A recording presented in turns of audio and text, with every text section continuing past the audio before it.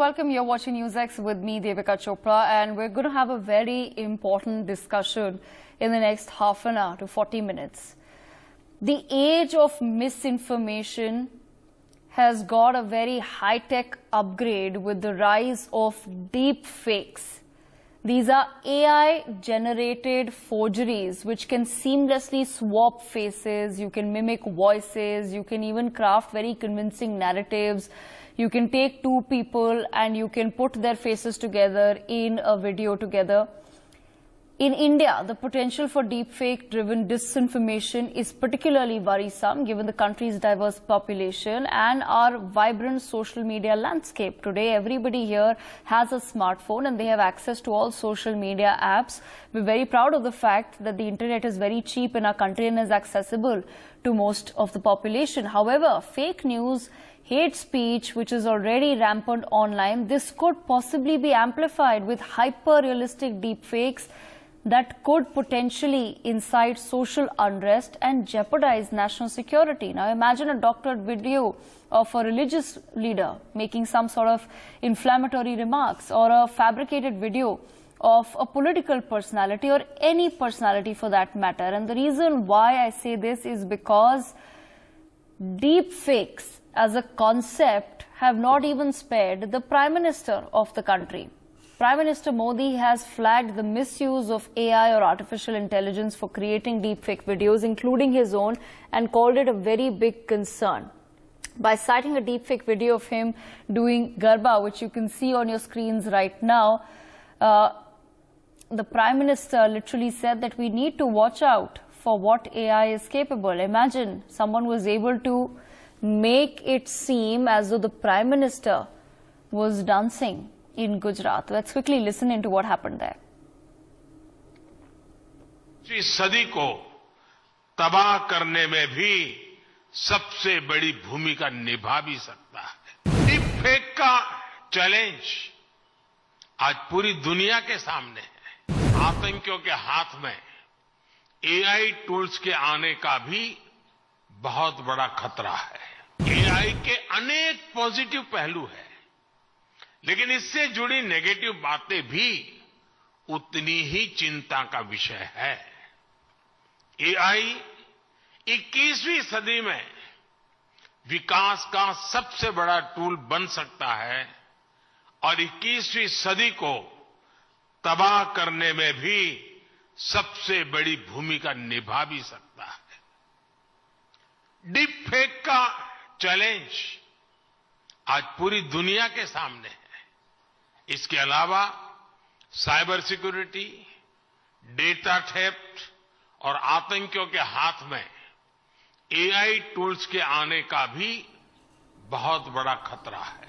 It's not just, however, the Prime Minister who's raised this. It's also Narayan Murthy, the founder of Infosys, who has fallen prey to this sort of technology. He said that there are deepfake pictures and videos of him circulating on social media, cautioning users to not fall prey to such issues. And this is, of course, not it. Big faces like Elon Musk, Rashmika Mandanna, Hillary Clinton, Steve Jobs, Shah Rukh Khan, Morgan Freeman, many others have also fallen prey to this new technology. Talking about the same, however, Supreme Court Justice Surya Kant, serving as a chief guest at the second Law and Constitution dialogue presented by NewsX and Legally Speaking, voiced his concerns about the societal risks that are posed by the growing menace of deep fakes.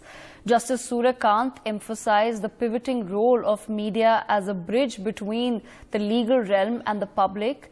And he remarked, and I'm quoting here, the media can bolster and also undermine the power of justice. Building upon his previous speech at the first dialogue in November 2022 regarding the media's responsibility in legal reportage, he urged the media to adhere to the principles of truth, objectivity and accuracy in its reporting. However, a major portion of Justice Surya Kant's address was dedicated to the impact of social media with a specific focus on the alarming rise of deep fakes. He said deep fake is manipulating perceptions and it compromises the foundation of truth and trust, which is a matter of grave concern. This is what the Justice has had to say at our platform on NewsX. We quickly listen in to exactly what it was that he said, and then I have a lot of tech experts to take this conversation forward with me. Listen in.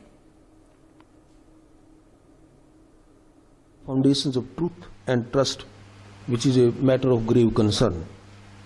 While deepfakes pose serious societal risks that demand attention from various perspectives, concerted actions are needed across technical, regulatory, educational, and ethical domains to curb their harms and ensure artificial intelligence progresses humanity in a direction of truth and understanding.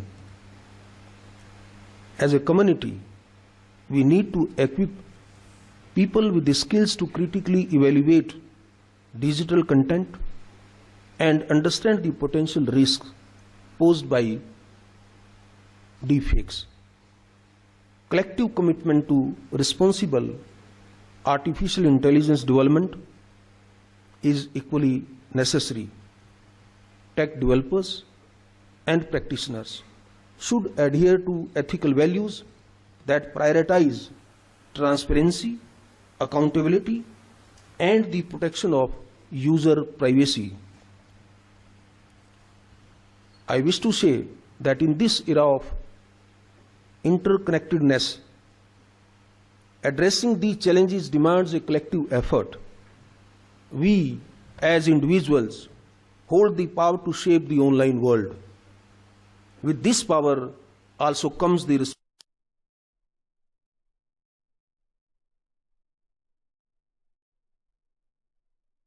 Okay, all right. So there you heard it, what Justice Suryakant had to say.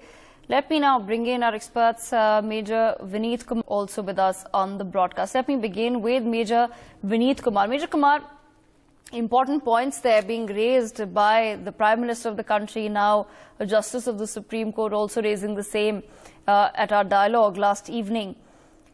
What is it that is being done within the tech world?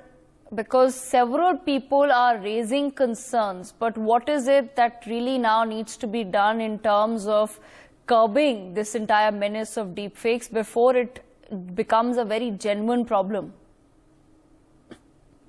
Yes, actually, technology, if technology is posing as a challenge, and in this case, emerging tech, AI-enabled misinformation, deepfakes, and a lot of related challenges that are coming, I feel that technology only has a solution. So there are a lot of technology tools that are being made to kind of detect these synthetic content or deepfake or AI-generated content. So there are measures that are being developed where I strongly feel that platforms have a major role here in terms of detecting these kind of a content and proactive taking measures on this content so that it does not spread fast like a wildfire. The other thing is regulations. So the regulations that are there, in fact, we already have the DPDP Act here, the IT rules are there. And in fact, government has taken out the advisory, there are something more regulations that are going to come in place. So these regulations should address deepfakes through detection, prevention, reporting, and awareness, also emphasizing on proactive and time-sensitive measures, which I feel is extremely, extremely important as we move forward. Other than that, because what I see on the ground, and this is what CyberPeace also sees on the ground, that a lot of average netizens, those who are kind of first-time users of internet, or those who have just joined the internet and they're just using internet for accessing their, we are facing a challenge today. And they should be made aware, and there is a need of more cyber-first responders in the community who can help netizens in detecting such a kind of synthetic content and quickly reacting to it or responding to it. Okay, I'm going to bring in Major Vineet Kumar as well into the conversation. Major Vineet Kumar, like I said, while the laws are being made and while the tech platforms are coming up with their own solutions, hopefully someone out there is working on developing, as Khushbu said, some sort of technology that can help you detect. You know how Google has now where it has that software where you can upload an image and actually go to the original image and figure out which was the original post. So those sort of technologies, of course, evolve with time and need, and hopefully something to detect automatically deepfake videos will also come in time. But while we wait on that, what is it that we as society then rapidly need to do? Which is where I started this conversation with. Do we now need to practically look at perhaps educating people around us? Because, you know, it's honestly speaking, it's not you and I that are really falling for these videos anyway, right? When I look at some video on Instagram or Twitter in the Prime Minister's voice, I know that it's not him. I know that someone's using technology to fool around.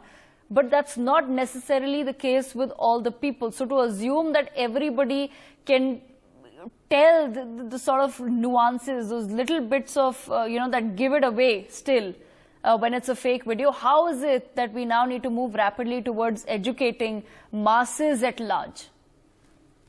Yes, I mean, that's a very important thing. Awareness, I feel, building the capacity, not just for the end users, even the investigators, on how do you detect these kind of synthetic content, whether it is audio, video. And like I mentioned earlier, it's basically those common netizens who are there, they are affected in a major way. And basically they are being manipulated. Technology-wise, there are technology. It's not something that we need to wait.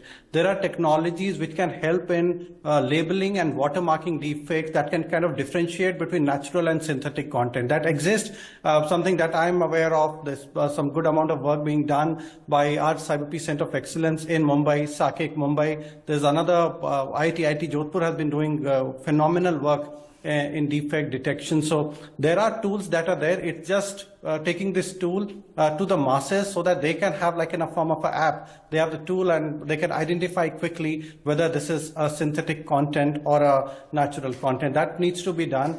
And these kind of first responders, like I mentioned earlier, the community first responders here would play a major role, because honestly speaking, you cannot stop technology. Technology, emerging tech will keep on growing. It's just how, like, I, as an aware end user, awareness is the key here.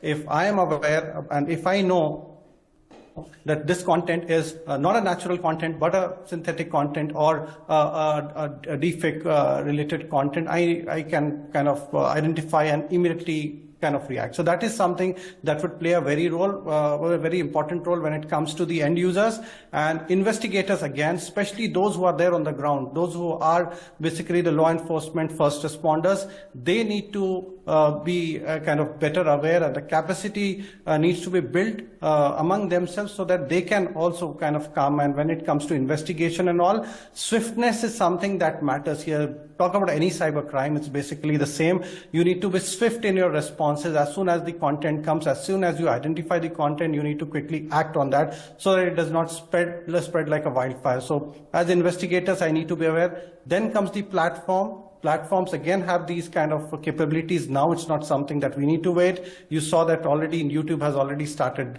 flagging this kind of content. YouTube has also created a kind of a network of responders and content flaggers. They call it as trusted flaggers. So yes, they have tied up community, and the community itself is kind of participating and contributing to flag those contents so that it can be taken down immediately. So all these things are there, but people... We will, of course, take that conversation forward. But for now, we have to shift our focus. We have to wrap up this particular debate, and we shift our focus to some breaking news coming in.